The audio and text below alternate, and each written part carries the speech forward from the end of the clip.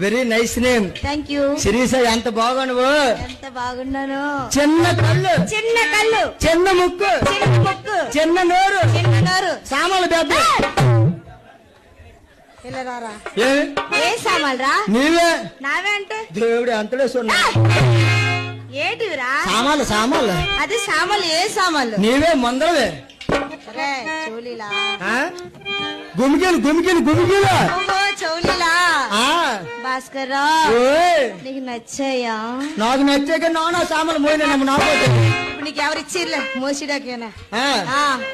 నీవే సొంతవే. సొంతవే. వాళ్ళ ఆమె ఎలా మోస్తాను.